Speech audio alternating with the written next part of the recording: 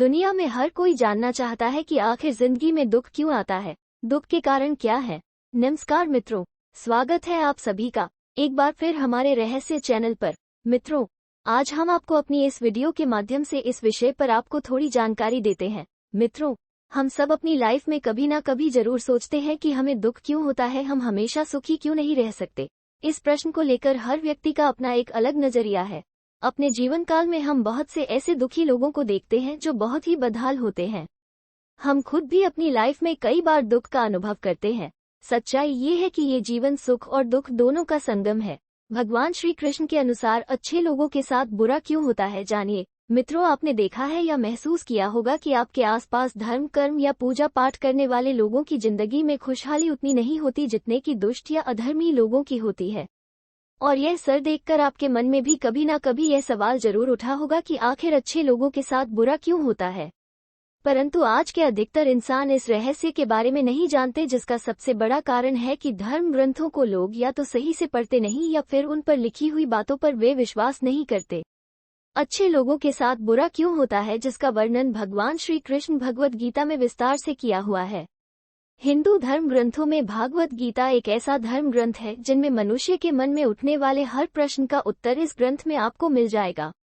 भगवत गीता में वर्णित कथा के अनुसार अर्जुन के मन में जब भी कोई दुविधा उत्पन्न होती थी, वो उसके समाधान के लिए भगवान श्री कृष्ण के पास पहुंच जाते थे। एक दिन की बात है, अर्जुन भगवान श्री कृष्ण के पास आए और बोले, हे वासुदेव, मुझे एक दुविधा ने घेर रखा है और इसका समाधान आप ही बता सकते हैं। तब श्री कृष्ण ने अर्जुन से कहा कि हे धनंजय, अपने मन की दुविधा विस्तार से बताओ, तब मैं उसका हल बताऊंगा। तब अर्जुन बोले, नारायण, कृपया करके मुझे ये बताइए कि अच्छे लोगों के साथ बुरा ही क्यों होता है जबकि बुरे लोग हमेशा खुशहाल दिखते हैं। अर्जुन के मुख से ऐसी बातें सुनकर श्री कृष्ण जी मुस्कुराते हुए बोले, हे पार्थ, मनुष्य जैसा देखता है या फिर महसूस करता है, वास्तव में वैसा कुछ नहीं होता, बल्कि अज्ञानतावश वे सच्चाई को समझ नहीं पाता। श्री कृष्ण की यह बातें सुनकर अर्जुन हैरान हो गए और बोले, हे नारायण, आप क्या कहना चाहते हैं, मेरी समझ में नहीं आया। अब श्री कृष्ण बोले, अब मैं तुम्हें एक कथा सुनाता हूँ जिसे जानने के बाद तुम समझ जाओ कि हर एक प्राणी के उसके कर्म के अनुसार ही फल मिलता है, अर्थात जो बुरा कर्म करता है उसे बुरा ही फल मिलता है और जो अच्छा कर्म करते हैं उन्हें अच्छा ही फल मिलता है। क्योंकि अच्छे कर्म और बुरे कर्म मनुष्य पर निर्भर करता है। प्रकृति हर मनुष्य को राह चुनने का मौका देती है। अब इसका फैसला करना कि व्यक्ति किस राह पर चलना चाहता है, ये उनकी इच्छा पर निर्भर करता है। श्री कृष्ण अर्जुन को कथा सुनाते हैं। फिर कथा सुनाते हुए श्री कृष्ण बोले, बहुत समय पहले की बात है, एक नगर में दो पुरुष रहा करते थे।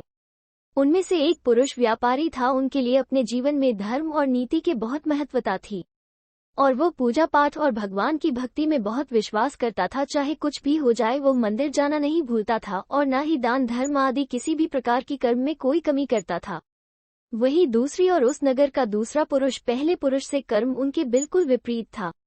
वो पुरुष प्रतिदिन मंदिर तो जाया करता था, लेकिन पूजा पाठ के उद्देश्य से नहीं, बल्कि मंदिर के बाहर से चप्पल एवं धन चुराने के उद्देश्य से मंदिर जाया करता था। उसे दान धर्म नीति आदि किसी से कुछ लेना देना नहीं था। इसी तरह समय बीतता गया और एक दिन उस नगर में जोर से बारिश हुई, जिसकी वजह से उस दिन नगर के मंदिर में पंडित के अलावा और कोई नहीं था।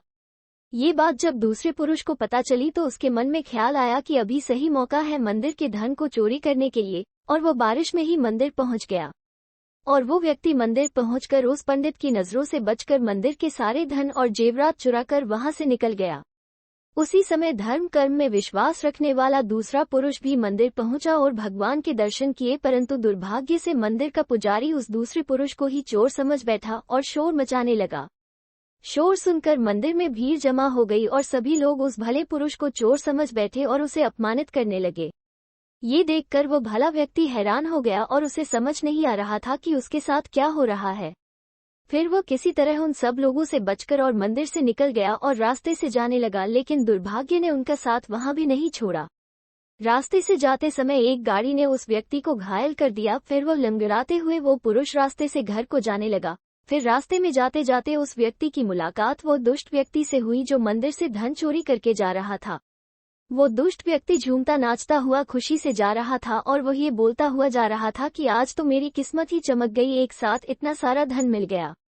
ये बातें उस भले आदमी ने सुन ली और उसे हैरानी हुई और क्रोधित होकर और घर जाकर उसने भगवान की सारी फोटो निकाल कर फेंक दी और भगवान से नाराज होते ही अपना जीवन व्यतीत करने लगा।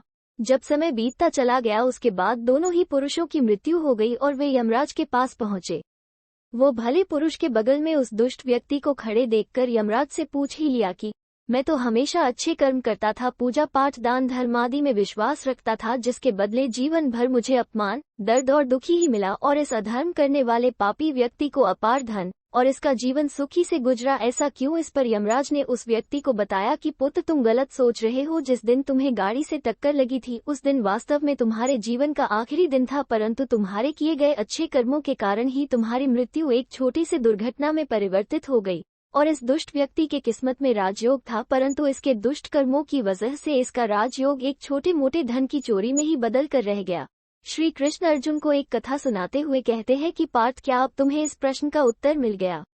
भगवान ने हमारी किस्मत में क्या लिखा है क्या नहीं, ये लोगों को समझ में नहीं आता, लेकिन अगर आप अच्छे कर्म करते तो भगवान की कृपा सदैव आप पर बनी रहती है। इसलिए मनुष्य को चाहिए कि वो जीवन में अपने अच्छे कर्म करते रहें।